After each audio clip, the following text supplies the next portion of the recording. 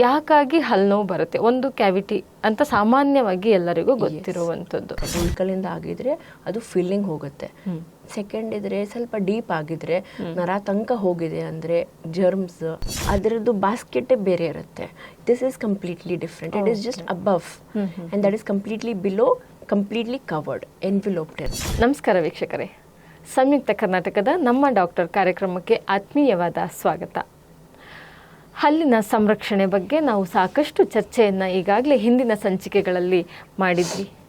ಈಗ ಮುಖ್ಯವಾಗಿ ಎಲ್ಲರನ್ನೂ ಕಾಡುವಂಥದ್ದು, ಸಣ್ಣ ಮಗುವಿನಿಂದ ಹಿಡಿದು ವಯಸ್ಸಾದವರೆಗೂ ಕಾಡುವುದು ಹಲ್ಲಿನ ನೋವು.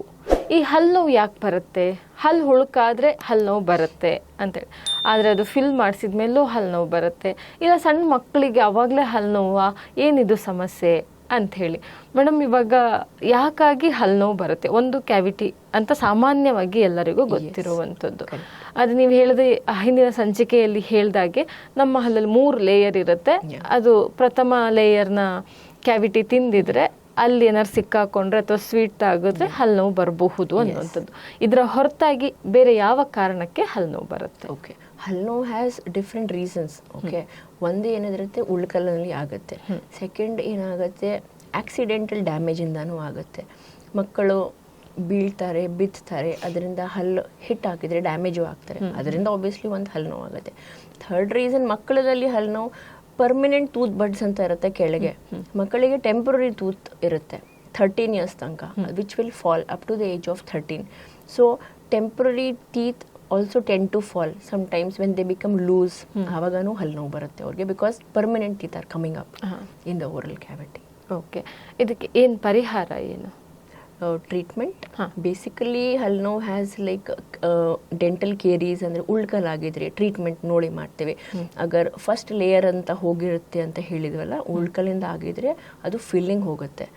ಸೆಕೆಂಡ್ ಇದ್ರೆ ಸ್ವಲ್ಪ ಡೀಪ್ ಆಗಿದ್ರೆ ನರ ತನಕ ಹೋಗಿದೆ ಅಂದರೆ ಜರ್ಮ್ಸ್ ಕಂಪ್ಲೀಟ್ ಆಗಿ ಅಲ್ಲಿ ಹೋಗಿ ಡೀಪ್ ಆಗಿ ಹೋಗಿ ನಾವು ನರ್ವ್ ತೆಗೆದು ಟ್ಯೂಬ್ಸ್ ಎಲ್ಲ ಹಾಕ್ತೀವಿ, ಮೆಡಿಸಿನಲ್ ಟ್ಯೂಬ್ಸ್ ಹಾಕ್ತೀವಿ. ಅದು ಸೀಲ್ ಮಾಡಿ ಹಾಕಿದರೆ ಅದು ಕಂಪ್ಲೀಟ್ ಆಗಿ ಅದು ಒಂದು ಟ್ರೀಟ್ಮೆಂಟ್, ಅದು ರೂಟ್ ಕೆನಾಲ್ ಟ್ರೀಟ್ಮೆಂಟ್ ಅಂತ ಹೇಳ್ತೀವಿ. ಓಕೆ, ಪೇನ್ ಕಿಲ್ಲರ್ಸು ಕೊಡ್ತಾರೆ for some temporary time, but pain killers can not be taken for a long time, right? But ಮಕ್ಕಳಿಗೂ ಇವಾಗ ನಾವು ರೂಟ್ ಕೆನಾಲ್ ಮಾಡಿಸ್ಬೋದಾ?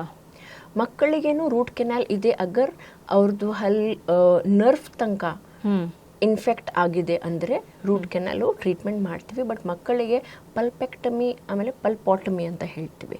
ಅವ್ರಿಗೆ ನರ್ವ್ಸ್ ಬಿಗ್ ಇರುತ್ತೆ, thick and big it will be. So that time we use certain treatments called as pulpectomy and pulpotomy. That is also a type of a root canal for kids.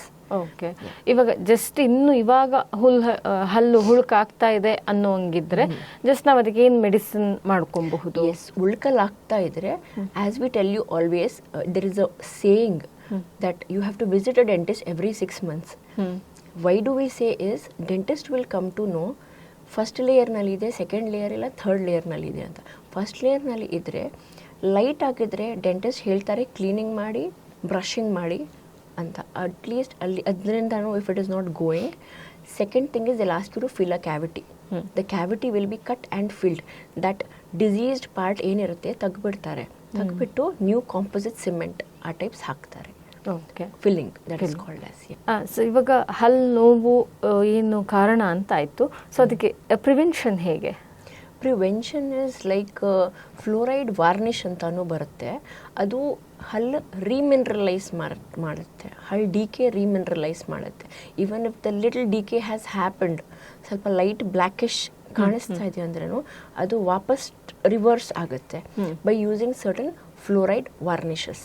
ಅದು dental clinics, professional ಕ್ಲಿನಿಕ್ಸ್ನಲ್ಲಿ ಹೋಗಿ ಅದು ಅವರು ಹಾಕ್ತಾರೆ. Dentists will apply that varnishes on the teeth which will reverse the tooth decay basically. Okay, ಇವಾಗ ಮಕ್ಕಳಿಗೆ ಇನ್ನು first tooth ಇರುತ್ತೆ, ಸೊ ಅವಾಗ ಹಲ್ಲು ಹುಳುಕು ಬಂದರೆ ಅದು ನೆಕ್ಸ್ಟ್ ಹಲ್ಲಿಗೂ ಕಂಟಿನ್ಯೂ ಆಗುತ್ತಾ ಅಥವಾ ಇಲ್ಲ? ಆಗಂಗಿಲ್ಲ, ಬಿಕಾಸ್ ಪರ್ಮನೆಂಟ್ ಟೂತ್ ಬಡ್ ಕಂಪ್ಲೀಟ್ ಆಗಿ ಸೆಪರೇಟ್ ಆಗಿ ಸ್ಯಾಕ್ನಲ್ಲಿ ಇರುತ್ತೆ, ಅದರದ್ದು ಬಾಸ್ಕೆಟ್ ಬೇರೆ ಇರುತ್ತೆ.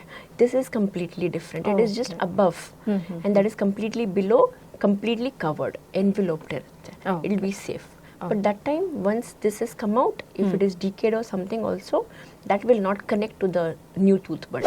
ಓಕೆ, ನೋಡಿದ್ರಲ್ಲ ವೀಕ್ಷಕರೇ, ಹಲ್ಲು ಹುಳುಕಾಗದಂತೆ ಹೇಗೆ ನಾವು ರಕ್ಷಣೆಯನ್ನು ಮಾಡ್ಕೊಬಹುದು ಅಂಥೇಳಿ. ನಿಮಗೆ ಹಲ್ಲಿಗೆ ಸಂಬಂಧಿಸಿದ ಏನಾದರೂ ಪ್ರಶ್ನೆಗಳಿದ್ದರೆ ನಮ್ಮ ಕಾಮೆಂಟ್ ಬಾಕ್ಸಲ್ಲಿ ಮೆನ್ಷನ್ ಮಾಡಿ. ಮುಂದಿನ ಸಂಚಿಕೆಯಲ್ಲಿ ಖಂಡಿತವಾಗ್ಲೂ ಡಾಕ್ಟರ್ ಅಂಜುಮ್ ಅವರು ಅದಕ್ಕೆ ಆನ್ಸರನ್ನು ನೀಡ್ತಾರೆ ಅಂತ ಹೇಳ್ತೇನೆ. ನಮಸ್ಕಾರ.